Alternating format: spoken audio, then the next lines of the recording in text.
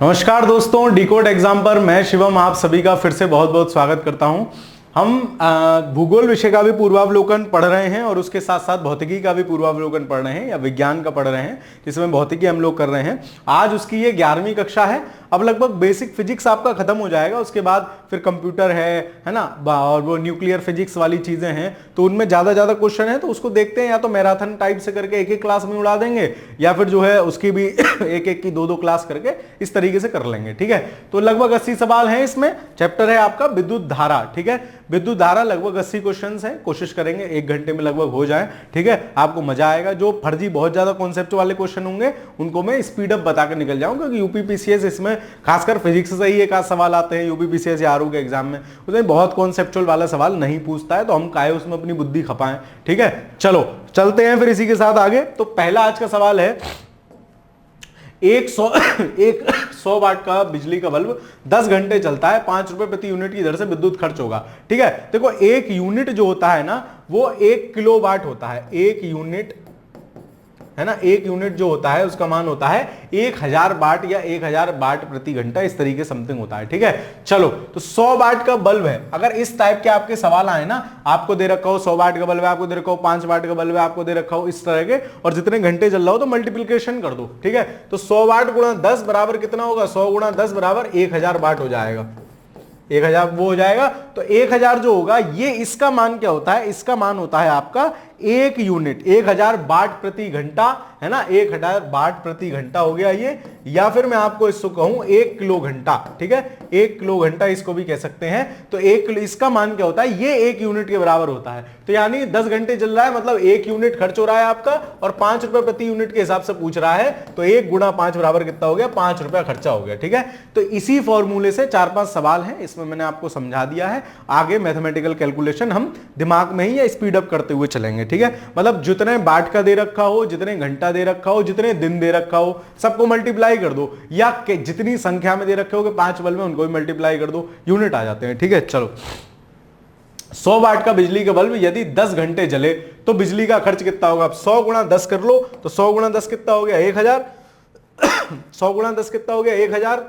और 1000 का मतलब मोटा मोटा क्या है? 1 यूनिट। अब वो पूछ रहा है कितना खर्च होगा, तो 10 इकाई 1 इकाई या 1 यूनिट। ऑप्शन नंबर बी सही आंसर होगा सेकंड का। अगला सवाल देखते हैं, एक सुरंग में 100 वाट क्षमता वाले 5 बल्ब। ठीक है, 100, अब देखो इसमें क्या दिया है आपको, एक तो 100 वाट क्षमता दी है, 5 बल्ब दिए हैं और 20 घंटे तक जलाए जाते हैं, तो संपूर्ण विद्युत खर्च होगी। सबकी मल्टीप्लिकेशन कर दो। इस प्रकार के सवालों में बहुत ज्यादा फार्मूला रटने की, बहुत ज्यादा समझने की आपको जरूरत नहीं है, क्योंकि ऐसे सवाल एक आध कोई भूले भटके आ जाते हैं कभी कभार। अब इजी है मैथमेटिकल कैलकुलेशन का, अगर कोई सवाल आएगा भी ना तो बहुत सरल प्रवृत्ति का सवाल आएगा। ठीक है, चलो तो 100 वाट है, 5 बल्ब है, मतलब 20 घंटे चलने हैं। तो पहले तो 100 गुणा 20 कर दूं मैं, कितना हो गया? 2000 गुणा 5 बल्ब है, कितना हो गया? 10,000। ठीक है, 10,000 का मतलब क्या हो गया? 1000 का 1 यूनिट होता है, 1000 किलोवाट, 1000 वाट प्रति घंटा का 1 यूनिट होता है ना। या मैं इसको 10 किलोवाट लिख सकता हूं या 10 यूनिट लिख सकता हूं। तो कितना खर्च होगी विद्युत? 10 यूनिट बिजली खर्च होगी।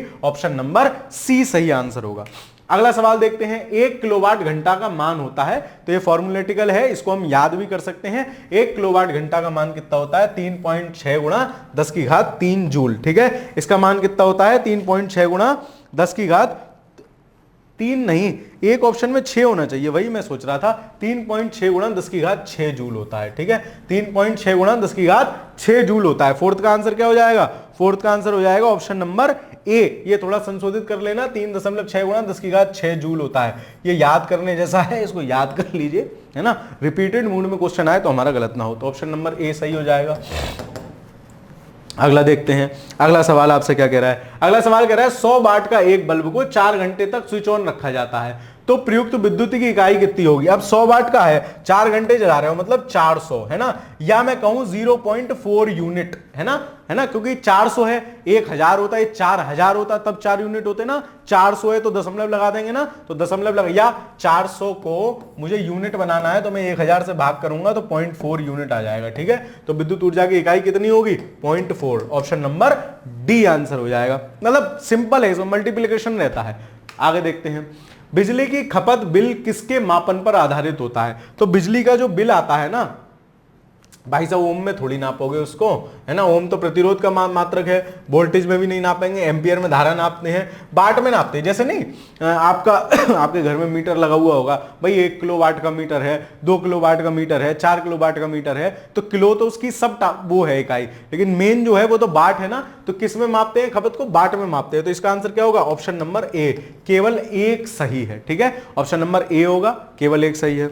अगला सवाल देखते हैं, यदि 60 वाट का बल्ब प्रतिदिन 5 घंटे प्रयोग किया जाए, भाई साहब 60 वाट का बल्ब प्रयोग कर रहे हैं, प्रतिदिन 5 घंटे प्रयोग कर रहे हैं, और कितने दिन तक कर रहे हैं, 30 दिन तक कर रहे हैं, तो कितने यूनिट बिजली खर्च होगी, तो 6 पंजे 30, 3 तिया 9, ठीक है, 6 पंजे 30, 3 तिया 9, यानी कितना हो गया ये हो गया 6 पंजे 30, 300, 300 तिया 900, है ना, तो कितना हो गया, कितनी बिजली खर्च हो गई, कितनी बिजली खर्च हो गई, बिजली खर्च हो जाएगी 9000 वाट प्रति घंटा या 9 किलो घंटा, यानी 9 यूनिट बिजली खर्च हो जाएगी। ठीक है, 9 यूनिट बिजली खर्च हो जाएगी। तो वही मैथमेटिकल कैलकुलेशन है, मैंने आपको बता दिया कि डिटेल जो भी रहती है उसको कैलकुलेट कर देते हैं। इस प्रकार के कई प्रश्न आए हैं तो आपको देख लेने चाहिए थे। चलिए अगला सवाल देखते हैं, 220 वाट जनरेटर से एक विद्युत बल्ब जुड़ा है, धारा 5 एम्पियर है, बल्ब की शक्ति क्या होगी। तो शक्ति जो होती है ना, शक्ति का जो वो होता है फॉर्मूला, वो होता है जो जनरेटर का वो वाट गुना धारा जो है, ठीक है, आई बोलते हैं इसको, आई वी आई होगा। तो इसका क्या मान हो जाएगा, 220 गुना 0.5 हो जाएगा, 220 गुना 0.5 मैथमेटिकल कैलकुलेशन है, बराबर 110, है ना, 110 वाट, शक्ति का मात्रक वाट है, वी नहीं होगा, ये होगा।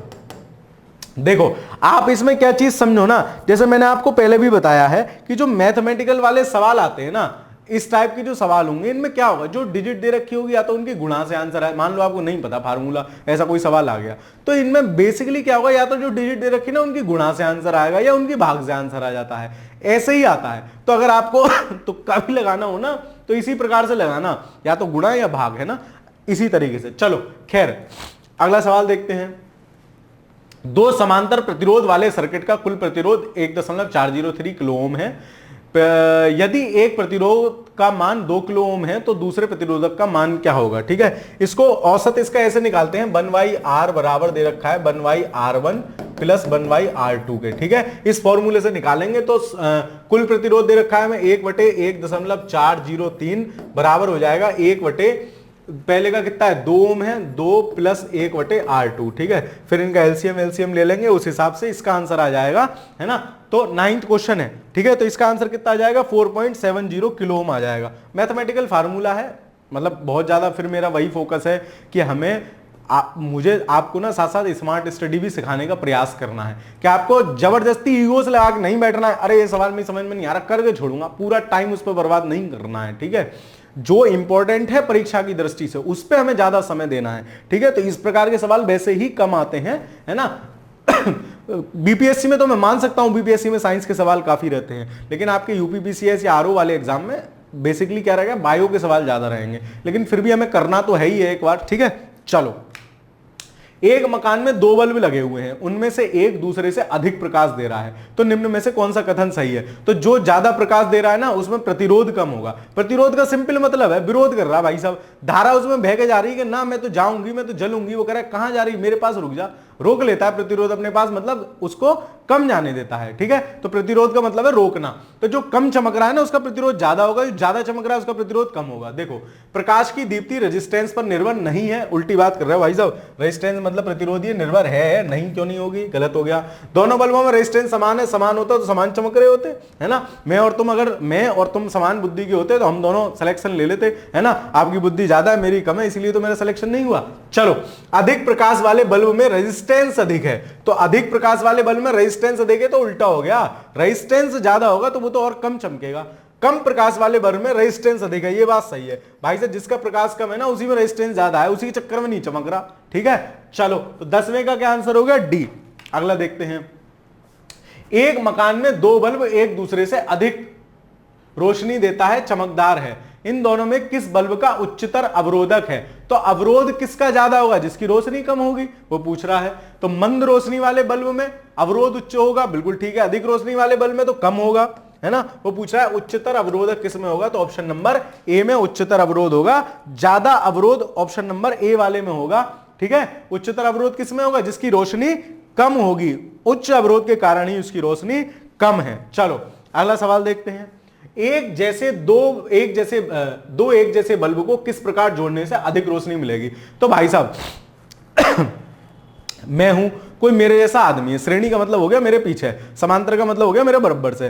तो अगर कोई आदमी है, अगर आपको ज्यादा ज्ञान देना है, ज्यादा ज्ञान चाहिए, तो मैं उसे अपने बराबर खड़ा करूंगा ना, अपने समांतर खड़ा करूंगा, ताकि वो मेरे साथ साथ आपको व्याख्यान दे सके। ऐसा करके समझ लो। तो ज्यादा रोशनी देने पर, जोड़ने पर ज्यादा रोशनी कब मिलेगी? जब दोनों समांतर क्रम में जुड़े हों। श्रेणी क्रम में जुड़े होंगे तो नहीं मिलेगी, समांतर क्रम में जुड़े हों तब ज्यादा रोशनी मिलेगी। इसका मतलब क्या है? सही उत्तर का चयन करिए, मतलब 2 में अधिक। जब समांतर क्रम में होगा तो ज्यादा रोशनी मिलेगी। चलो अगला सवाल देखते हैं। अगला सवाल है, डायनमो जिसे बिजली उत्पादन हेतु कथित रूप से प्रयोग में लाते हैं वह है ना, वह क्या है ना, वह क्या कर रहा है? तो वह बेसिकली क्या कर रहा है? डायनमो या जनरेटर क्या कर रहा है? जो आपकी यांत्रिक ऊर्जा है, यांत्रिक ऊर्जा को क्या कर रहा है? विद्युत ऊर्जा में परिवर्तित कर देता है। तो ऊर्जा का क्या है? वो आयन स्रोत के रूप में कार्य करता है। नहीं, स्रोत कहां से बना देगा आयन को? उसके पास क्या मस्त फैक्ट्री है? इलेक्ट्रिक चार्ज का स्रोत है? नहीं, ऊर्जा का परिवर्तक होता है, चेंज करता रहता है, यांत्रिक ऊर्जा को विद्युत ऊर्जा में चेंज कर देता है। चलो डायनामो का कार्य है, ये सवाल न जाने कितनी बार पूछा गया। डायनामो क्या करता है? भाई जब बिजली बनाता है, देख लो क्या कर रहा है, विद्युत ऊर्जा को यांत्रिक ऊर्जा में बदलना। ये तो उल्टी बात हो गई, रासायनिक ऊर्जा को विद्युत ऊर्जा में नहीं, यांत्रिक ऊर्जा को विद्युत ऊर्जा में बदलता है। ठीक है, मैकेनिकल ऊर्जा को क्या करता है? वो विद्युत ऊर्जा में बदलता है। तो डायनामो का कार्य ये है। कई बार ये सवाल आएगा, हम इसको फटाफट करते हुए निकल जाएंगे। तो 14 का आंसर क्या हो जाएगा आपका? 14 का आंसर हो जाएगा सी, यांत्रिक ऊर्जा को विद्युत ऊर्जा में बदलता है। चलो अगला सवाल देखते हैं। डायनामो परिवर्तित करता है, फिर वही सेम सवाल, विद्युत यांत्रिक ऊर्जा को विद्युत ऊर्जा में, ऑप्शन नंबर सी, है ना। ये तो आपको भी याद होगा यार, बचपन से पढ़ते आ रहे हैं। देख रहे हो, बार है, 3-4 बार पीछे पूछा गया, फिर पलट के पूछ ले, तो पीवाईक्यू करने का ये फायदा रहता है। चलो, टरबाइन व डायनामो से बिजली प्राप्त करने में किस ऊर्जा को विद्युत ऊर्जा में बदला जाता है? अरे सर, यांत्रिक ऊर्जा, बार बार बता रहे हो, यांत्रिक ऊर्जा को क्या कर रहे हैं? विद्युत ऊर्जा में परिवर्तन कर रहे हैं डायनामो से। और यांत्रिक को अंग्रेजी में कह लेते हैं मैकेनिकल ऊर्जा, तो आपको अंग्रेजी पता होनी चाहिए, है ना। मैकेनिकल ऊर्जा को क्या करता है? विद्युत ऊर्जा में परिवर्तित कर देता है। ठीक है, मैकेनिकल ऊर्जा को विद्युत ऊर्जा में परिवर्तित कर देता है। अगला सवाल देखते हैं। जब थोड़ा स्पीड अप इसलिए है भाई, सब 80 सवाल करने हैं, 1 घंटा में ही करना है। ठीक है, 1 घंटे में ही कर रहे हैं, है ना। चलो मतलब अब यार देखो, स्पीड अप नहीं पढ़ो कैसे काम चलेगा। मैं कहानी और मास्टरों की तरह पढ़ाते चलूँ, 1 घंटा ले जाऊँ 15 सवाल में कहानी का, उससे आपका भला थोड़ी ना होगा। मेरा भला तो हो सकता है, मेरे ज्यादा घंटे हो जाएंगे, मुझे पैसा अगर मिल रहा होगा तो ज्यादा पैसा मिलेगा। ठीक है, तो क्या है कि इस हिसाब से तो मैं इसलिए स्पीड अप होकर चल रहा हूँ। खैर भाई, आपका विश्वास लेना भी तो बहुत जरूरी है, इसलिए समझाना पड़ता है बीच में। ठीक है, और वीडियो पसंद आ रही है तो लाइक वाइक कर देगा करो यार। जब वैद्युत की ऊर्जा गति में परिवर्तित होती है तब क्या होता है? मतलब विद्युत ऊर्जा अगर क्या हो, स्पीड में चेंज हो तो क्या होगा, है ना। जैसे मान लो पंखा है, पंखा वैद्युत ऊर्जा चल के गति दे रहा है उसके पंखों को, तो क्या होगा? ये क्या होगा? ऊष्मा की इसमें कोई हानि नहीं होती। ऊष्मा की हानि गायब होगी, है ना। ऊष्मा की कोई ना के बराबर होती है थोड़ी बहुत, लेकिन ना के बराबर होती है। 50-30 तो बहुत ज्यादा हो गए, तो हम मान लेते हैं बेसिकली ना के बराबर हानि हो रही है, कोई हानि नहीं हो रही है। होती कहाँ है? जैसे आपने देखा होगा, पंखे का वो बीच वाला मोटर गर्म हो जाती है, ओहो हाथ लगा दो जरा, जल जाएगा। तो हानि तो हो रही है ना ऊष्मा की, लेकिन ना के बराबर है। विद्युत ऊर्जा को यांत्रिक ऊर्जा में कौन बदलता है? अब उल्टा है, यांत्रिक ऊर्जा को विद्युत ऊर्जा में कौन बदल रहा था? डायनामो बदल रहा था। ठीक है, डायनामो बदल रहा था। लेकिन अब विद्युत ऊर्जा को यांत्रिक ऊर्जा में कौन बदलेगी? तो विद्युत की मोटर। मोटर कैसे? जैसे आपने किसी काम को लगा दी मोटर, पानी भर रही है, तो वो क्या कर रही है? खींच तो विद्युत रही है, लेकिन फिर मैकेनिकल ऊर्जा में उसको परिवर्तित करके काम कर रही है। तो यांत्रिक विद्युत ऊर्जा को यांत्रिक ऊर्जा में उल्टा कौन करता है? तो वो विद्युत मोटर करती है। ठीक है, यही अगर यांत्रिक ऊर्जा से विद्युत ऊर्जा बदलवा रहा होता तो इसका आंसर क्या हो जाता? इसका आंसर हो जाता डायनामो। ठीक है, इसको आप याद रखेंगे। चलिए अगला सवाल देखते हैं। विद्युत मोटर में क्या होता है? तो विद्युत मोटर में ऊष्मा को विद्युत ऊर्जा में बदला जाता है, यांत्रिक ऊर्जा को विद्युत ऊर्जा में बदला जाता है। तो एक तो हो गई मोटर, एक हो गई आपका डायनामो। दोनों को आपको याद रखना है, एक हो गई आपकी मोटर, एक हो गई आपका डायनामो। यांत्रिक ऊर्जा को क्या है? विद्युत ऊर्जा में बदला जाता है, सॉरी, विद्युत ऊर्जा को यांत्रिक ऊर्जा में बदला जाता है। अरे यार बाय मिस्टेक, सॉरी। ठीक है, क्या होता है? विद्युत ऊर्जा को यांत्रिक ऊर्जा में बदला जाता है। ऑप्शन नंबर सी सही आंसर होगा। देखो अब बता रहा हूं मैं, पिछले सवाल में सही बताया है, लेकिन पता नहीं कैसे गलत आंसर लग जाता है। यही चीज पेपर में भी हो लेती है, तो वो ध्यान रखना है। विद्युत ऊर्जा को यांत्रिक ऊर्जा में बदला जाता है मोटर से, यांत्रिक से तो वो जनरेटर बदलेगा। ठीक है, चलो विद्युत चुम्बकीय प्रेरण पर आधारित युक्ति है। विद्युत चुम्बकीय प्रेरण बेसिकली क्या है, जब जनरेटर में या डायनामो में युक्ति घूमती है तो वहां विद्युत चुम्बकीय क्षेत्र उत्पन्न हो जाता है और उसी से मिलता जुलता विद्युत चुम्बकीय प्रेरण है, इतना याद रखो, है ना। यही सिस्टम मोटर में भी होता है, मोटर में भी टरबाइन घूमती है ना। तो धारा मापी से कोई मतलब नहीं है, विभव मापी से कोई मतलब नहीं है, डायनामो विद्युत मोटर, इसमें ये दोनों होने चाहिए, लेकिन ज्यादा सही हम इसको ऑप्शन नंबर सी लगाएंगे। विद्युत चुम्बकीय प्रेरण पर आधारित युक्ति कौन सी मानेंगे हम, डायनामो को मानेंगे, ठीक है, डायनामो को मानेंगे। अगला सवाल देखते हैं, ऐसा उपकरण जो रासायनिक ऊर्जा को विद्युत ऊर्जा में परिवर्तित कर दे। आप लोग तो पता नहीं, परिचित तो नहीं हो, पहले क्या होता था, पहले नहीं ये इन्वर्टर, ऐसे इन्वर्टर ही मान लो, हाँ, जो इन्वर्टर का बैटरी होती है, बैटरा वाला, है ना, इन्वर्टर अलग चीज होती है, जो धारा चेंज करता है वो इन्वर्टर है, एक जो बैटरा होता है इसमें आप पानी आनी डालते हो, उसको बैटरी आती थी पहले छोटी, वो क्या है, वो क्या कर रही है बैटरी, उसमें रासायनिक ऊर्जा है ना, रासायनिक ऊर्जा क्या, पानी डाल रहे हो आप उसमें, पहले केमिकल पढ़ते थे, है ना, तो वो रासायनिक ऊर्जा क्या कर रही है, विद्युत ऊर्जा में परिवर्तित कर देती है बैटरी, ठीक है, उसी टाइप से मान लो लगभग। तो रासायनिक ऊर्जा को विद्युत ऊर्जा में परिवर्तित कर देता है, वह कहलाता है बैटरी, ठीक है। मेरे जैसा बैटरी नहीं, चश्मे वालों को भी तो बैटरी कहते हैं, पर समझ में नहीं आता चश्मे वालों को क्यों बैटरी कहते हैं भाई, ठीक है। चलो तो इसका आंसर क्या होगा, ए, 21 का। अगला सवाल देखते हैं, कम वोल्टेज पर कार्य करने पर विद्युत मोटर प्रायः जल जाती है, क्यों, क्योंकि भाई साहब धारा ज्यादा खींच लेती है, धारा ज्यादा खींचती है तो फूंक लेती है। कोई भी चीज सही, मान लो खींच रहे हो तुम, ज्यादा खींच लिया तो फूंक जाओगे, क्या खींच रहे हो वो समझ रहे होगे, ठीक है। चलो तो कम वोल्टेज पर कार्य करने पर विद्युत मोटर प्रायः जल जाती है, क्यों, वे अधिक विद्युत धारा खींचते हैं जो वोल्टेज के वर्गमूल के प्रतिलोमानुपाती होती है, ठीक है, या फिर V2 के समानुपाती होती है, कम वोल्टेज के हिसाब से होती है। तो इसका आंसर क्या होगा, 22वें प्रश्न का आपका आंसर होगा, वे अधिक विद्युत धारा खींचते हैं जो वोल्टेज के प्रतिलोमानुपाती होती है। तो वोल्टेज कम हो गए तो उस हिसाब से सिस्टम बन जाता है, मोटर फूंक जाती है, ठीक है। तो प्रतिलोमानुपाती होती है धारा, ठीक है, इसका याद क्या रखोगे, ऑप्शन नंबर ए, ना कि वर्गमूल के प्रतिलोमानुपाती। ऑप्शन नंबर ए सही आंसर होगा 22वें का। अगला सवाल देखते हैं, फैराडे स्थिरांक क्या है। फैराडे स्थिरांक है 1 मोल इलेक्ट्रॉन पर जो आवेश है उसको फैराडे स्थिरांक कहते हैं। तो हमेशा 1 मोल इलेक्ट्रॉन पर मतलब समान ही आवेश होगा, लगभग हर जगह समान ही आवेश होगा, लगभग क्या होगा ही, ठीक है। तो इलेक्ट्रोलाइट की मात्रा पर निर्भर करता है, वो किसी की मात्रा पर निर्भर नहीं करेगा, फैराडे स्थिरांक में, इसीलिए उसका नाम स्थिरांक रखा गया है। क्यों, क्योंकि भाई साहब चचा स्थिर हैं, इधर उधर नहीं चलेंगे, आपने हल्का सा आइटम कर दिया चचा हिल गए ना, एज इट इज रहेंगे, ठीक है। चलो सार्वभौमिक स्थिरांक है, हमेशा एक जैसा रहेगा। 23वें का क्या आंसर हो जाएगा, 23 का आंसर हो जाएगा डी। चलो अगला सवाल देखते हैं, मोटर कार बैटरी के संबंध में निम्नलिखित कथनों पर विचार कीजिए।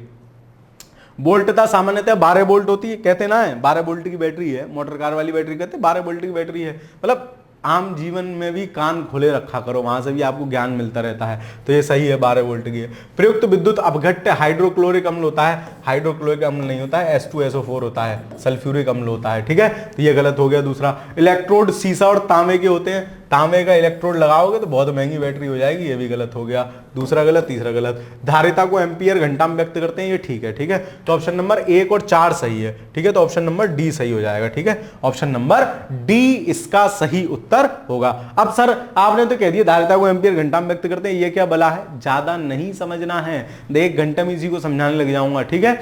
इतना समझ लो, फिजिक्स में आप ज्योग्राफी में पूछो, आप हिस्ट्री में पूछो, जिसके सवाल ज्यादा आ रहे हैं, आप पॉलिटी में समझो खूब, क्योंकि वहां से सवाल ज्यादा आएगा। मेरी बात समझो, ठीक है, अभी नहीं समझोगे बाद में समझ में आएगी। चलो आगे चलते हैं। निकेल कैडमियम बैटरी का प्रयोग किया जाता है, तो निकेल कैडमियम, आजकल तो लिथियम आयन बैटरी चल रही है, पुराना सवाल होगा, है ना। निकेल कैडमियम बैटरी प्रयोग की जाती है, आपके कैलकुलेटर होते थे, घड़ी आती थी, है ना, उन सब में प्रयोग करते थे। तो कैलकुलेटर, कार्डलेस इलेक्ट्रिक उपकरण, ट्रांजिस्टर में भी यूज होता था, उपयुक्त सभी में, ठीक है, उपयुक्त सभी इसका आंसर होगा। वैसे मैक्सिमम जहां जैसे यूपी वाले सवाल में ना, जहां उपयुक्त सभी होता है, तो ऐसा माना जाता है कि उपयुक्त सभी वाला आंसर सही होने के चांसेस ज्यादा हैं। अगर आप 100 सवाल निकालोगे जिसमें उपयुक्त सभी वाला ऑप्शन है, तो उसमें से 70-80 सवालों में क्या सही है, जिसमें उपयुक्त सभी आंसर दिया है वो सही होता है। चलो आगे चलते हैं।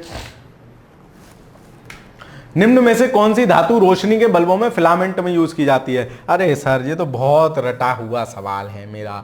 टंगस्टन यूज की जाती है, और अंदर जो वो गैस होती है निर्वात भर देते हैं या आर्गन भर देते हैं, कहीं कहीं नियोन भी आपको लिखा मिलेगा, मतलब अक्रिय वाली गैस भर देते हैं। तो कौन सी फिलामेंट किस धातु का बना होता है, टंगस्टन। सर टंगस्टन का ही क्यों बनाते हैं, अब फिर वही लंबी कहानी, चलो बता देता हूं। टंगस्टन का इसलिए बनाते हैं क्योंकि उसका गलनांक बहुत है, 3450 डिग्री टेम्परेचर तक पहुंचेगा ना तब वो गलना शुरू होगा, ठीक है। और क्वथनांक मतलब उबलेगा 5500 डिग्री सेल्सियस पे जाकर उबलेगी उसकी आइटम, ठीक है। तो इतना गर्म है। हालांकि जलते हुआ जो बल्ब होता है उसका टेम्परेचर 2 से 2500 डिग्री सेल्सियस होता है, ठीक है, लेकिन वो गलता नहीं है। क्यों? क्योंकि उसका गलनांक 3500 डिग्री सेंटीग्रेड के आसपास है। चलो, बिजली के बल्ब का तंतु बना होता है, सेम सवाल देखो कितनी बार आया है, ठीक है। चलो, ऑप्शन नंबर डी, ये सवाल भी कह रहा होगा, सवाल से एग्जामिनर कह रहा होगा मुझे तुमसे मोहब्बत है, दीवानगी की हसरत, तो मतलब ये वही वाला है, दीवानगी की हद तक मोहब्बत है। चलो, खैर, इलेक्ट्रिक बल्ब में फिलामेंट बना होता है, देखो फिर आ गए चचा, इलेक्ट्रिक बल्ब में फिलामेंट किसका बना होता है? टंगस्टन का बना होता है, ठीक है, टंगस्टन का बना होता है। ऑप्शन नंबर ए, मैंने आपको बता दिया क्यों, क्योंकि इसका गलनांक बहुत ज्यादा है, क्वथनांक बहुत ज्यादा, सोचो 3500 पे गल रहा भाई सब, 5500 पे उबलेगा, तो इसीलिए इसका यूज किया जा रहा है। आजकल तो मुझे नहीं लगता आप में से जो नई जनरेशन वाले उन्होंने बल्ब देखा भी होगा, मतलब आप लोग तो सब मेरे साथ वाले हो, आप लोगों ने तो बल्ब देखा होगा। वो उस बल्ब की बात चल रही है, पीली वाली रोशनी जो देता है, सफेद वाला बल्ब। चलो अगला सवाल देखते हैं 29वां।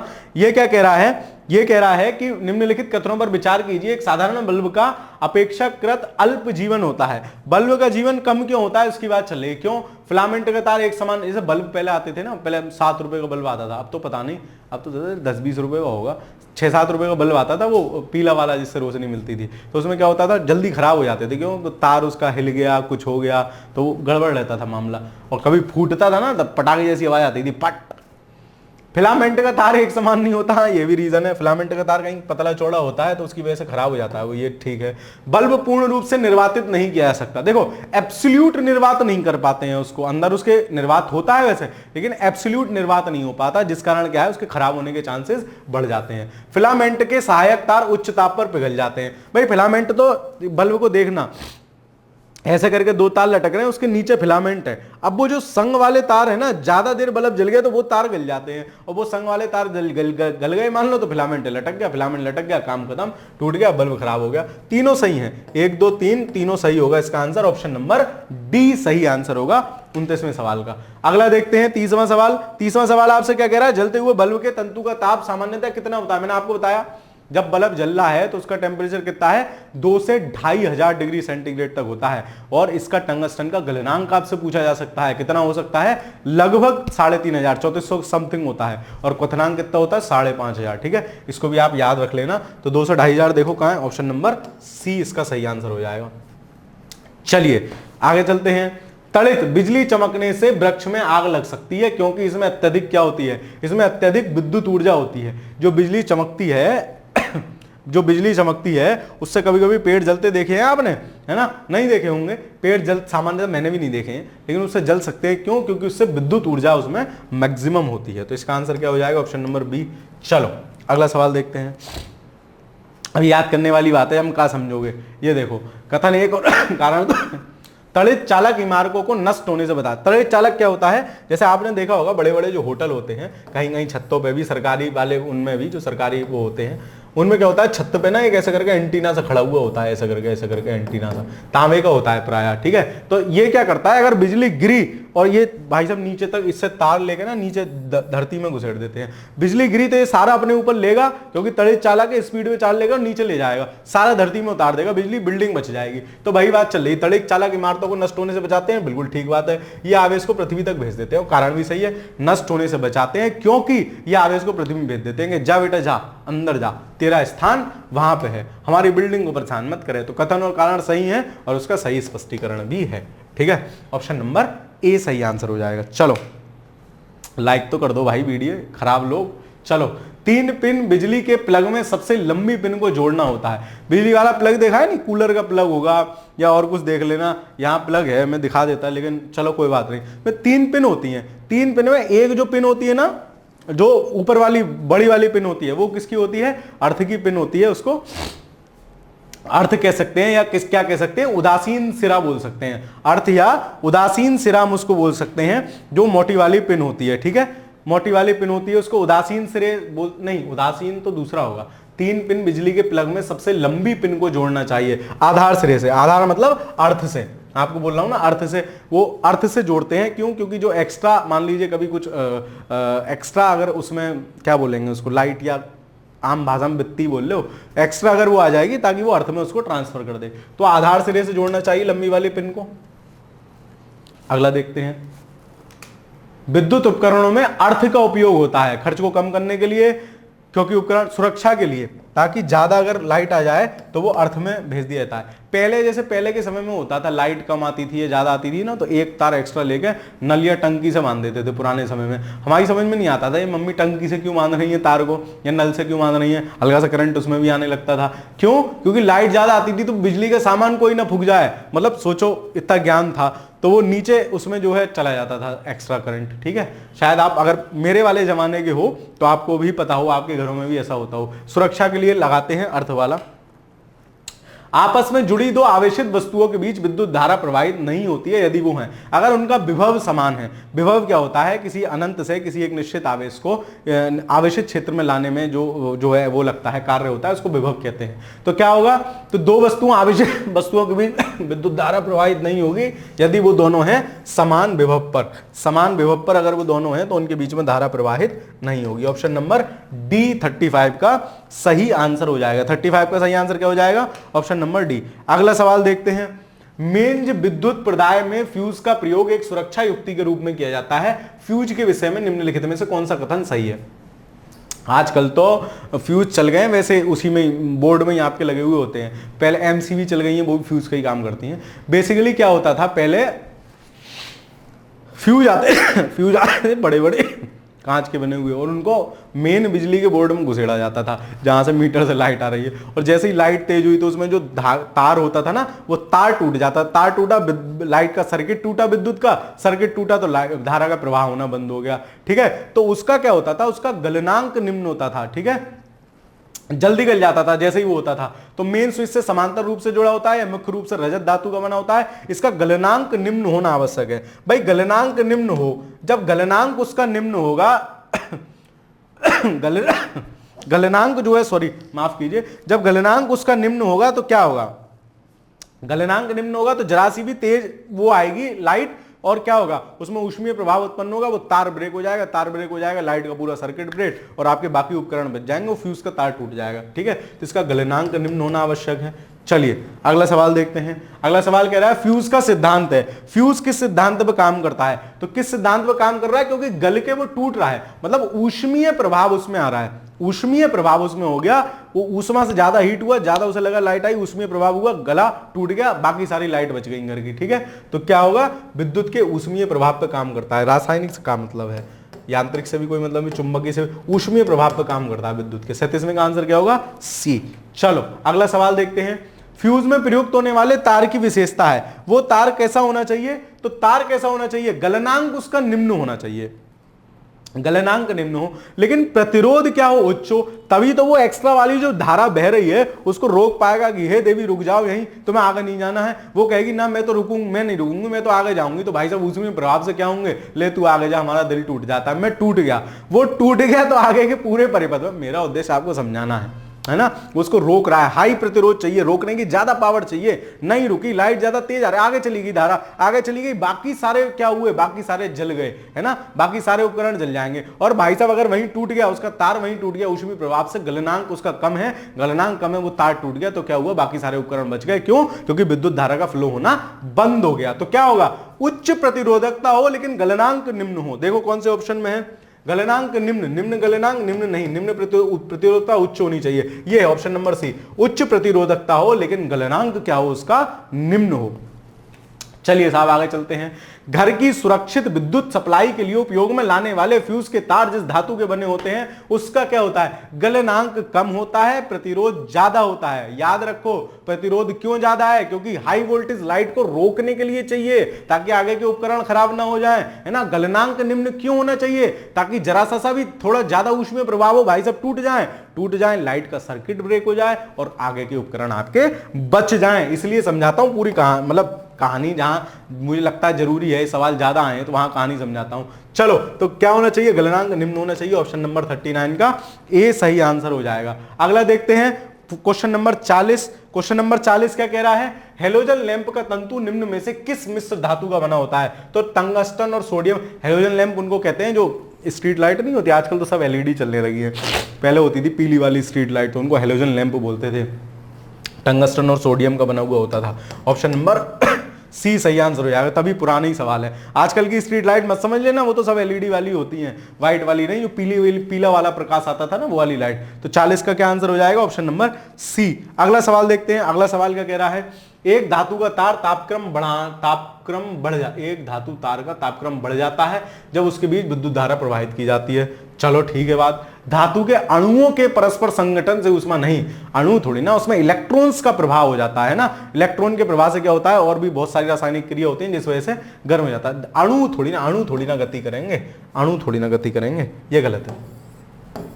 कथन सही है, कारण गलत है। ऑप्शन नंबर सी सही आंसर हो जाएगा, कथन सही है, कारण गलत है। अगला सवाल देखते हैं 42। घरेलू विद्युत तार स्थापन्य मूल्यता होते हैं, है ना, तो घर पे जो हमारे लाइट का जो सब सारा सिस्टम लगा हुआ होता है वो किस में होता है, श्रेणी संबंधन में, श्रेणी समांतर में, श्रेणी और नहीं समांतर क्रम में जुड़े हुए होते हैं। जो हमारे घर की लाइट है ना वो सारी समांतर क्रम में जुड़ी होती है, तभी एक साथ सारी जला सकते हैं हम। घर की लाइट ऐसे थोड़ी ना एक जलेगी तब दूसरी जलेगी फिर तीसरी जलेगी, नहीं, तो समांतर क्रम में होती हैं।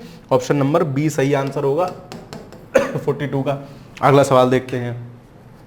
घरेलू विद्युत सप्लाई के दौरान काले रंग के आवरण से युक्त तार कैसा होता है? तो जैसे घर में आप देखते होगे 2-3 तरीके के तार आते हैं, जब तार वाला सिस्टम होता है ना, तो जब 2-3 तरीके के तार आते हैं, काले वाला तार पूछ रहा है किस चीज के लिए होता है। तो काले वाला जो तार होता है ना, जैसे एक लाल होगा उसमें एक काला होगा, कभी तार अंदर छील के देखना, तो काले वाला जो तार होता है वो उदासीन तार होता है। इसको क्या बोलते हैं, एक अर्थ होता है, एक फेस होता है, तो उदासीन तार होता है वाला काला वाला। काले वाले तार का संबंध किससे होता है, उदासीन तार से।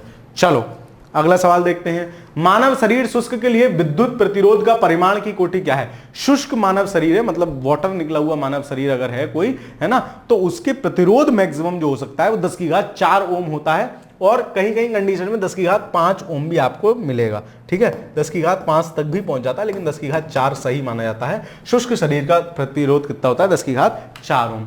CFL का पूर्ण रूप क्या है? CFL का पूर्ण रूप क्या है? Compact fluorescent lamp. ठीक है, ये तो याद ही करना है। इसमें क्या है, CFL होती थी, जैसे अब तो समझाने में भी दिक्कत होती है, आजकल सारे LED यूज कर रहे हो।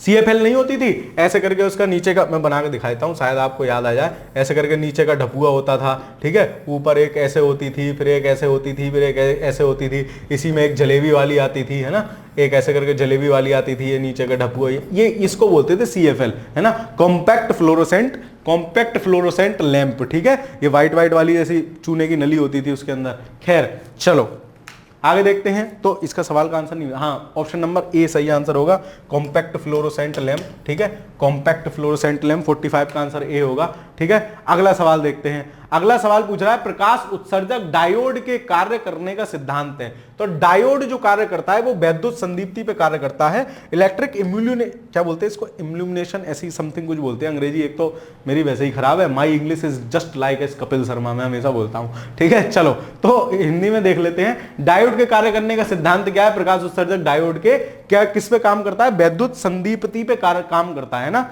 वैद्युत संदीप्ति पे काम करता है डायोड आपका। चलो अगला सवाल देखते हैं। अगला सवाल क्या है? संदीप्ति को इल्यूमिनेशन ऐसे ही समथिंग बोलते हैं।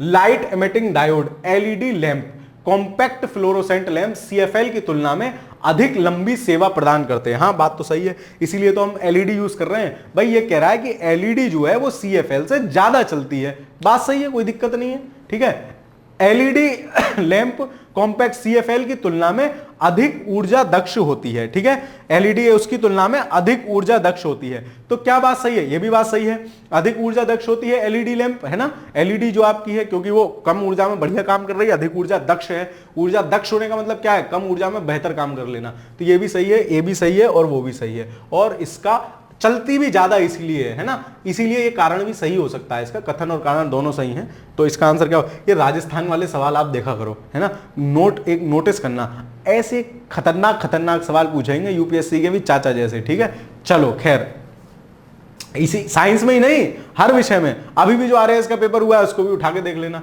तो कथन और कारण दोनों सही हैं और इसकी सही व्याख्या करता है ऑप्शन नंबर ए सही आंसर हो जाएगा। कथन और कारण दोनों सही हैं तथा इसका सही स्पष्टीकरण है। अगला देखते हैं सीएफएल तथा एलईडी लैंप में क्या अंतर है। अंतर पूछ रहा है आपसे, क्या अंतर है। तो प्रकाश उत्पन्न करने के लिए सीएफएल पारा वाष्प और संदीपक का प्रयोग करता है। ठीक है, अभी पढ़ के आए थे पीछे जो डायोड, उसी में ही तो डायोड होता है सीएफएल वाले उसमें, तो संदीपक, प्रकाश संदीपक का प्रयोग करता है। जबकि एलईडी लैंप अर्धचालक का प्रयोग करते हैं। एलईडी वाली लाइट को कभी अंदर से खोल के देखना, उसमें वही सिलिकॉन की प्लेट होती है, उस पर पत्ती पत्ती सी ऊपर चिपकी हुई होती है। तो ये बिल्कुल सही है। सीएफएल की औसत जीवन अवधि एलईडी लैंप से बहुत अधिक है। अरे चाचा उल्टी बात कर रहे हो, सीएफएल की अगर ज्यादा होती तो हम आज एलईडी क्यों यूज कर रहे होते। ये तो उल्टी बात कह दी आपने। तो मतलब दो गलत है, दो गलत तो उड़ाओ, दो दो वाले, ये गया ये गया। ठीक है, तीसरा और देख लो। एलईडी लैंप की तुलना में सीएफएल कम ऊर्जा सक्षम है। ठीक है, बिल्कुल कम ऊर्जा दक्ष है क्योंकि वो ज्यादा ऊर्जा लेकर मामला खराब कर रही है। ठीक है, तो ये भी सही, ये भी क्या है, सही है। तो 1 और 3 सही होंगे, मतलब ऑप्शन नंबर सी इसका सही आंसर हो जाएगा 48 का। अगला सवाल देखते हैं। सड़क प्रकाश व्यवस्था के संदर्भ में सोडियम बत्तियां एलईडी बत्तियों की तरह भिन्न हैं। ठीक है, जो मैं बता रहा था लाल वाली लाइट जो होती है, ठीक है, क्यों भिन्न है, देखो क्यों भिन्न है। सोडियम बत्तियां प्रकाश को 360 डिग्री तक क्या करती हैं, फैला देती हैं, जबकि वो नहीं फैला पाती। किंतु एलईडी बत्तियां ऐसा नहीं होता है। सड़क की बत्तियों के रूप में एलईडी बत्तियों की तुलना में सोडियम बत्तियों की उपयोगिता अवधि ज्यादा अधिक होती है। भाई साहब कैसी बात कर रहे हो। सोडियम बत्तियां प्रकाश को 360 डिग्री उत्पन्न करती हैं, हाँ ये तो बात मान ली मैंने, सारे में फैला देती हैं, एलईडी नहीं कर पाती हैं। लेकिन सड़क की बत्तियों के रूप में एलईडी बत्तियों की तुलना में सोडियम बत्तियों की उपयोगिता अधिक है। तो अगर सोडियम बत्तियों की उपयोगिता अधिक होती तो आज ये सफेद वाली लाइट काय लग रही होती, एलईडी लाइट क्यों लग रही होती। मतलब कॉमन सेंस लगाओ, तो ये वाला कथन गलत होगा। सोडियम बत्ती के दृश्य प्रकाश का स्पेक्ट्रम लगभग एक वर्णीय होता है, पीला वाला होता है। भाई पीला जब लाइट है ना, पीली लाइट है वो वाली उसकी सोडियम लाइट की, तो वो एक सी होगी। और एलईडी जो है वो व्हाइट लाइट दे रही है, तो व्हाइट लाइट हम जानते हैं 7 वर्णों में अलग अलग विभक्त हो सकती है। एलईडी लाइट प्रकाश व्यवस्था में सार्थक वर्ण सुविधा कलर ऑब्जर्वेंट प्रदान करती है, ये भी बिल्कुल सही है। कॉमन सेंस की बात है, पीली लाइट है तो एक वर्ण नहीं होगी, व्हाइट लाइट को ही तो आप विभिन्न वर्णों में डिवाइड कर सकते हो। तो 1 और 3 सही है, दूसरा तो गलत है। कॉमन सेंस से सही गलत कर दो, दूसरा गलत ये गए, तो 1 और 3 बचा, ऑप्शन नंबर सी सही आंसर होगा। मतलब अब देखो, जैसे मैं नहीं मानता 2021 का सवाल है, मैं नहीं मानता किसी को इतने कॉन्सेप्ट पता होंगे, लेकिन कॉमन सेंस भी लगाएगा ना वो, तो उसका आंसर सही हो जाएगा कि भाई साहब अगर सोडियम वाली लाइट ज्यादा यूजेबल होती तो हम सड़क पर एलईडी क्यों लगा रहे होते। तो ये तो उल्टा दिया है, तो दूसरे 2 ऑप्शन तो वैसे ही कट गए, है ना, और 1 बिल्कुल सही है, तो वो दोनों सही हो गए। चलो, फ्लोरोसेंट ट्यूब में कौन सी गैस भरी जाती है। तो फ्लोरोसेंट ट्यूब आपसे पूछ रहा है, फ्लोरोसेंट ट्यूब में कौन सी गैस भरी जाती है।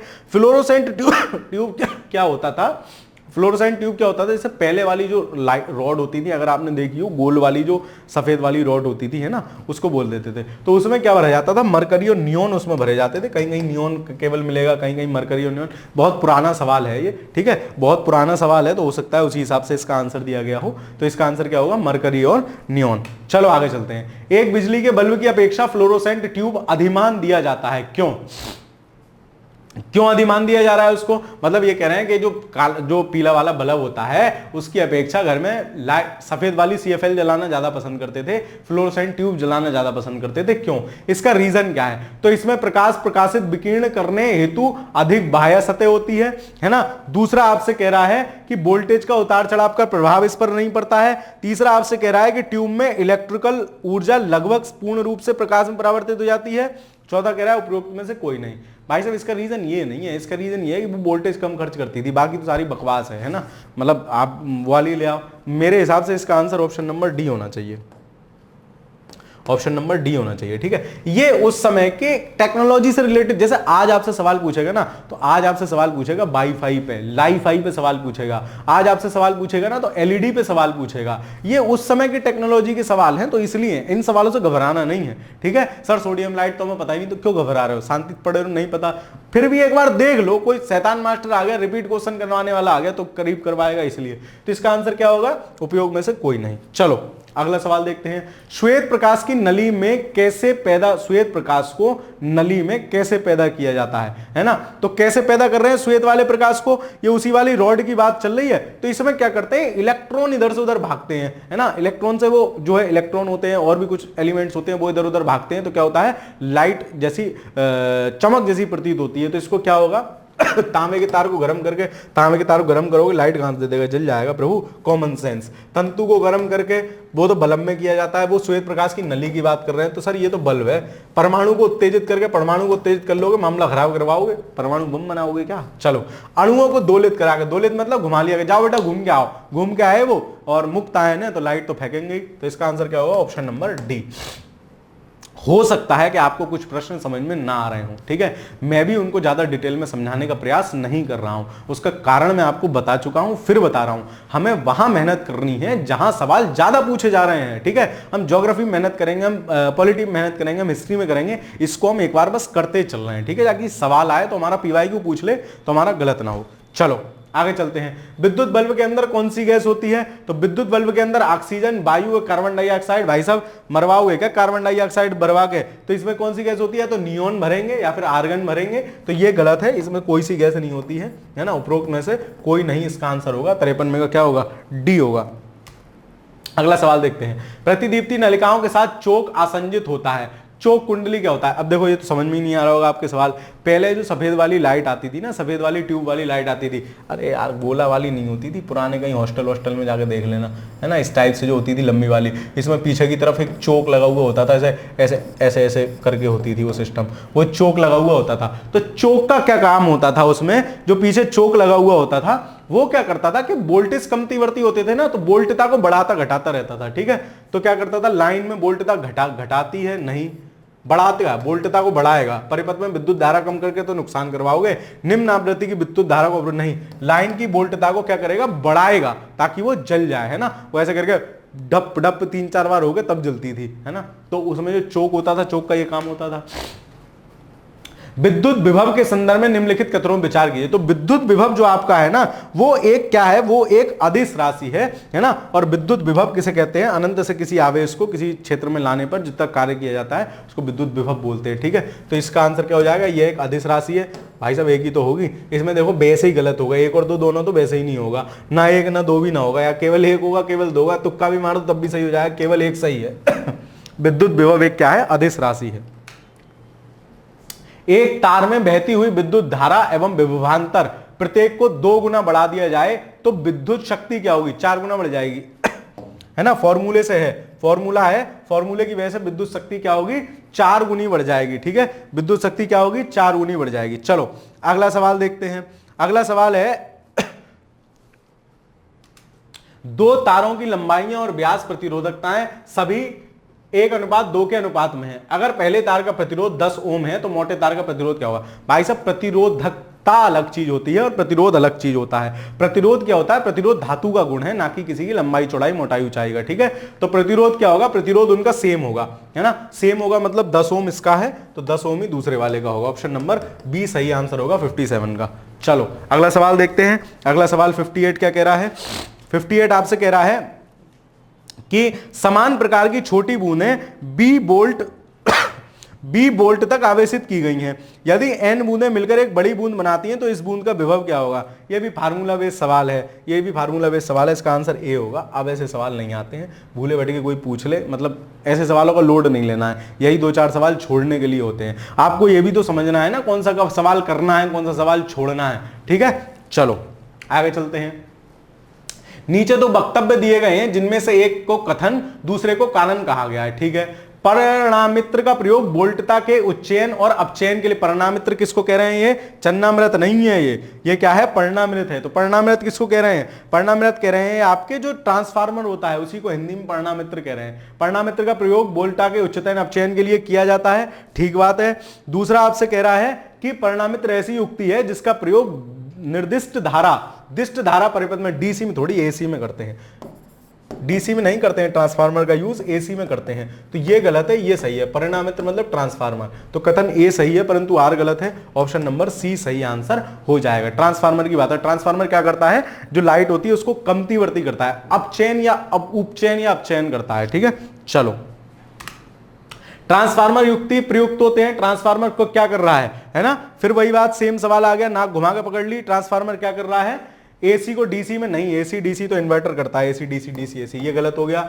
डीसी वोल्टेज को उपचयन करने के लिए एसी डीसी का उपचयन नहीं, एसी वोल्टेज का उपचयन और अपचयन दोनों के लिए यूज होता है ट्रांसफार्मर। ठीक है, डीसी नहीं करेगा, एसी मतलब होती है जो हमारे घर में नॉर्मली चल रही है, वो एसी वाली लाइट होती है। डीसी क्या होती है, जो मोबाइल चार्जर आपका डीसी दे देता है ना, कमजोर वाली लाइट एक तरह से मान सकते हैं, डीसी होती है। चलो मोबाइल चार्जर कभी सीधे प्लग से लगा के देखो, मोबाइल फट जाएगा, क्योंकि वो एसी ज्यादा वाली लाइट होती है। ट्रांसफार्मर का उपयोग निम्नलिखित में से किसको करने के लिए किया जाता है, तो एसी डीसी में थोड़ी ना चेंज करेगा, है ना, ये तो इन्वर्टर करता है ना, ये सब कुछ नहीं। प्रत्यावर्ती धारा के विभव को उच्चाई अथवा अपचाई करने के लिए। ठीक है, ऑप्शन नंबर सी सही आंसर होगा। 61 का आंसर क्या होगा, ऑप्शन नंबर सी, उपचाई अपचाई करने के लिए यूज होता है। ठीक है, चलो मोबाइल चार्जर होता है, मोबाइल चार्जर क्या है, मोबाइल चार्जर ज्यादा से कम कर रहा है, मतलब एसी से डीसी को चेंज कर रहा है, और वो हमारे फोन में डीसी से चार्ज होता है, तो क्या होगा,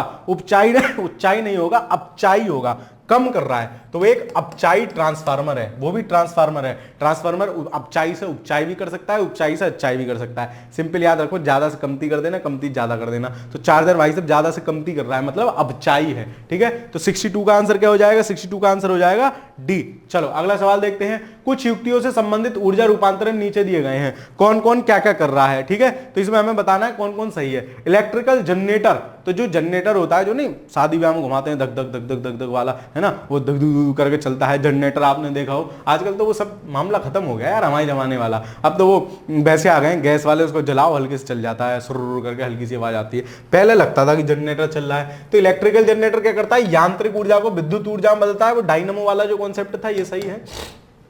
मोटर क्या कर रही है, विद्युत मोटर विद्युत से यांत्रिक में कर रही है, ये भी सही है, दोनों सही है। डीजल इंजन क्या है, प्रकाश से विद्युत, अरे नहीं, डीजल इंजन रसायन से विद्युत में करता है, ये गलत है। सोलर सेल रासायनिक से यांत्रिक नहीं, सोलर सेल क्या कर रही है, सौर ऊर्जा को, या एक तरह से उसको कह सकते हैं, उसको विद्युत ऊर्जा में परिवर्तित कर रही है, ये भी गलत है। यानी एक और दो सही है। कौन कौन से सही है, लो एक और दो पहले ऑप्शन में ही है, ऑप्शन नंबर ए सही आंसर होगा। चलो अगला सवाल देखते हैं। 64 है ना, थोड़े सवाल और रह गए, 10-12 सवाल और रहते हैं। ठीक है, 64 का क्या आंसर है, किसी एसी जनित्र तथा डीसी जनित्र में मूलभूत अंतर यह है, क्या होता है, एसी जनित्र में विद्युत चुंबक होता है, जबकि डीसी जनित्र में स्थायी चुंबक होता है, ऐसा कुछ नहीं है। एसी जनित्र में सर्पी वलय होते हैं, जबकि डीसी जनित्र में दिव्य परिवर्तक होते हैं। डीसी जनित्र उच्च वोल्टता का जनन करता है, जबकि एसी जनित्र उच्च वोल्टता का जनन करता है, ये कुछ नहीं है उच्च वोल्टता का जनन। देखो ये भी गलत। अब मैं इस सवाल को कैसे करूंगा, ये सवाल मुझे कम आता है, मतलब इसका कॉन्सेप्ट मुझे नहीं, इसमें कोई शर्म है ये बताने में कि कोई चीज मुझे नहीं पता, तो ये गलत है। ये तो मैं जानता हूं कि एसी में विद्युत चुंबक होता है, जबकि डीसी में ना स्थायी चुंबक तो कहीं नहीं होता, ये गलत है। ये होगा बी, इसका आंसर होगा। डी भी गलत है, ये भी गलत है। एसी जनित्र में सर्पी वलय होते हैं, जबकि डीसी जनित्र में दिक् परिवर्तक होता है, मतलब वो इधर से इधर भी कर सकता है, उधर से उधर भी कर सकता है, दिक् परिवर्तक। ठीक है, तो बी इसका आंसर होगा 64 का। अगला सवाल देखते हैं। प्रत्यावर्ती धारा किसके लिए उपयुक्त नहीं है, तो प्रत्यावर्ती धारा आपसे पूछ रहा है ना, प्रत्यावर्ती धारा पूछ रहा है किसके लिए उपयुक्त नहीं है। स्टोरेज बैटरी को चार्ज करने के लिए, इलेक्ट्रिकल चार्ज करने के लिए, विद्युत शक्ति के संचरण के लिए, और इलेक्ट्रिक टोस्टर को गर्म करने के लिए। तो किसके लिए उपयुक्त नहीं है, तो इलेक्ट्रिक मोटर चल जाएगी। प्रत्यावर्ती मतलब एसी, डिस्क धारा मतलब होती है डीसी। तो देखो मोटर इससे चलेगी, विद्युत शक्ति जो होगी, इलेक्ट्रिकल टोस्टर नहीं होता आपके घर में, टोस्टर को गर्म करने हेतु, है ना, तो वो भी। लेकिन स्टोरेज बैटरी किससे चार्ज होती है, बैटरी डीसी से चार्ज होती है, तो ऑप्शन नंबर ए हो जाएगा। किसके लिए उपयुक्त नहीं है, बैटरी चार्ज करने के लिए उपयुक्त नहीं है। 65 में क्या आंसर हो जाएगा, ऑप्शन नंबर ए। अगला देखते हैं। प्रत्यावर्ती धारा को दिष्ट धारा में मतलब सॉरी, एसी को डीसी में कौन चेंज कर रहा है, तो एसी को डीसी में चेंज करने वाले चाचा को कहते हैं रेक्टिफायर। कई बार ये सवाल पूछा गया है, कई बार पूछा जाएगा, इसको दिमाग में बल लेना, रट लेना, जो कर सको कर लेना।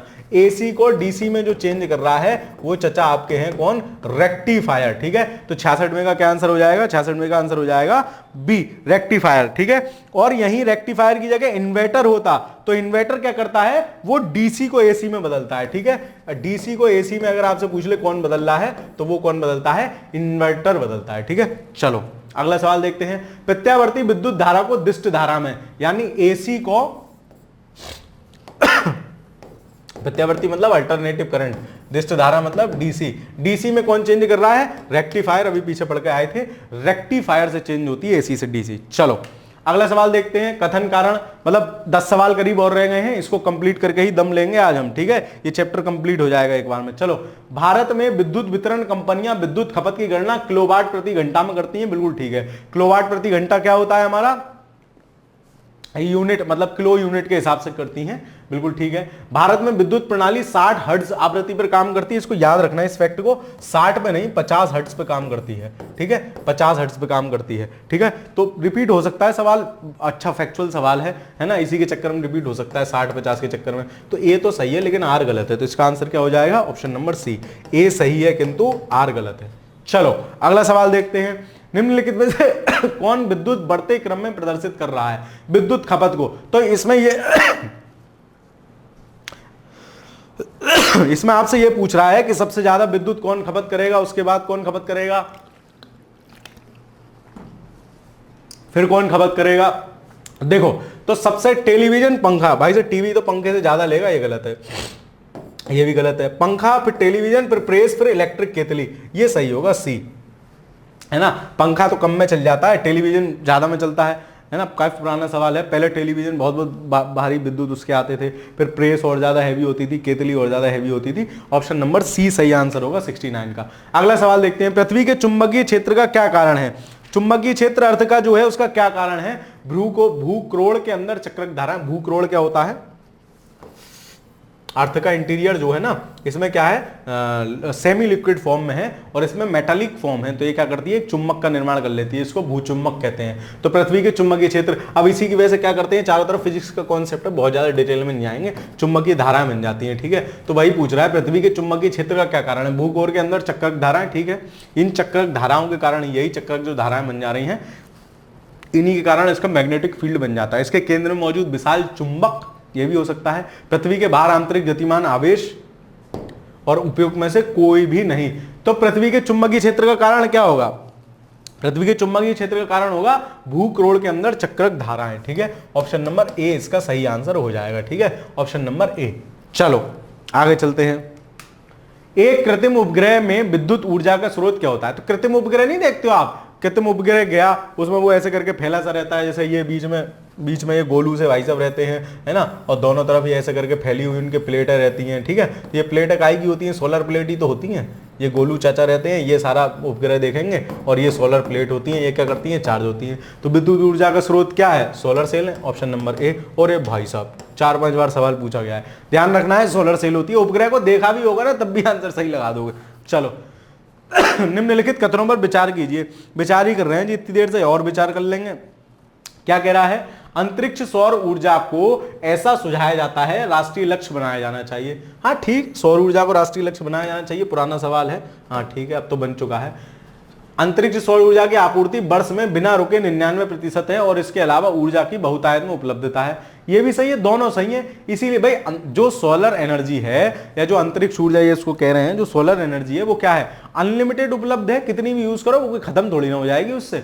तो ये इसीलिए इसको बनाया जाना चाहिए, सही है, कथन कारण दोनों सही है, सही व्याख्या भी है, ऑप्शन नंबर ए हो जाएगा। 72 का क्या हो जाएगा आंसर, ऑप्शन नंबर ए। अगला सवाल देखते हैं। सौर शक्ति उत्पादन के लिए प्रौद्योगिकी के संबंध में निम्नलिखित कथनों पर विचार कीजिए। ठीक है, प्रकाश, यूपीएससी का सवाल है, बहुत ज्यादा सीरियस नहीं होना है इसके लिए। ठीक है, चलो फिर भी देख लेते हैं। प्रकाश वोल्टीय प्रक्रिया एक प्रौद्योगिकी है जो प्रकाश के विद्युत में प्रत्यक्ष रूपांतरण द्वारा विद्युत का जनन करती है। चलो ठीक है ना। जबकि सौर तापीय एक प्रौद्योगिकी है जो सूर्य के विकिरण का उपयोग ताप जनित करने के लिए करती है, जिसे आगे विद्युत जनन की प्रक्रिया में उपयोग में लाया जाता है ना। बात तो सही है, है ना, जो प्रकाश के विद्युत में रूपांतरण विद्युत जनन करती है, जबकि सौर तापीय प्रक्रिया एक प्रौद्योगिकी है जो सूर्य की किरणों का उपयोग जनित करने के लिए करती है। इसे आगे, ठीक है, ये सही है, पहला सही है। प्रकाश वोल्टीय प्रक्रिया एसी जनन करती है। अरे भाई साहब मारोगे क्या, ठीक है, गलत है। भारत के पास सौर ताप प्रौद्योगिकी के लिए विनिर्माण का आधार है, किंतु प्रकाश वोल्टीय प्रौद्योगिकी के लिए नहीं ना।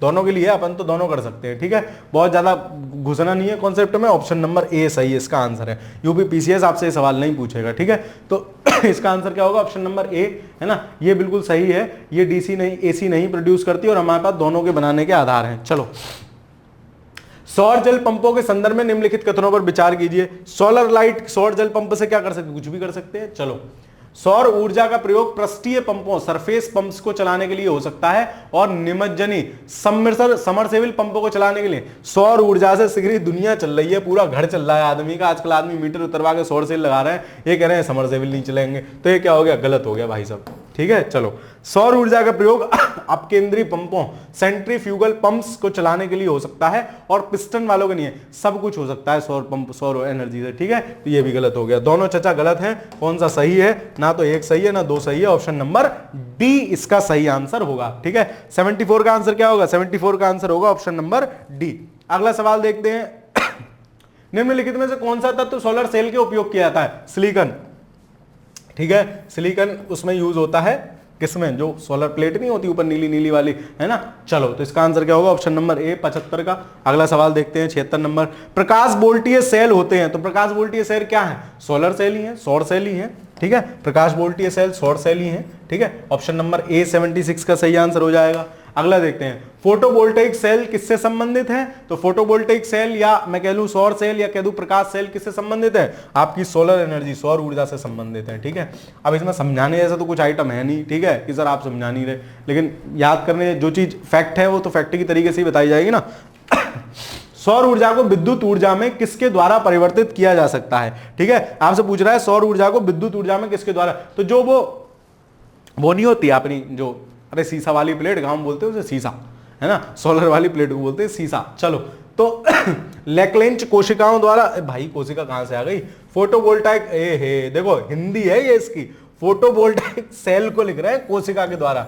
अरे अब मैं क्या मतलब मुंह से अब शब्द बोलूं, फोटोवोल्टाइक सेल होना चाहिए, यहाँ सेल को सेल ही लिखो, सेल को कोशिका मत लिखो। फोटोवोल्टाइक सेल के द्वारा जो है सौर ऊर्जा से विद्युत ऊर्जा चेंज हो जाती है, तो ऑप्शन नंबर बी इसका सही आंसर होगा।